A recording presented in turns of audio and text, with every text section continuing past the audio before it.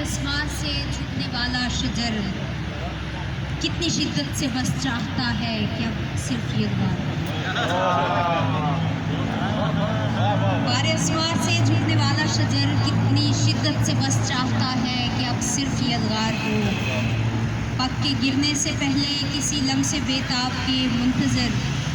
طالبانہ توجہ کی خواہش کے مارے ہوئے، دستے کم حوصلہ کی خنک نارسائی کے شکوہ کنا، ٹوٹ کر کھائے جانے کی وارفتہ آسودگی کی تمنا کے مارے ہوئے کتنے پھل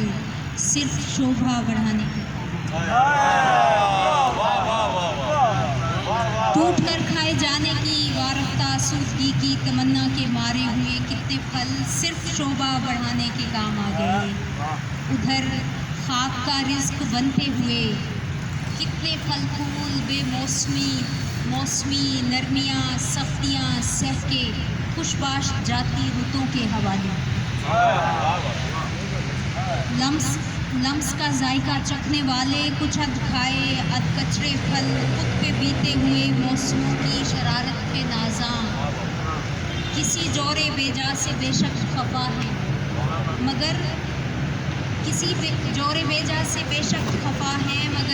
گرمی دسترس سے بہت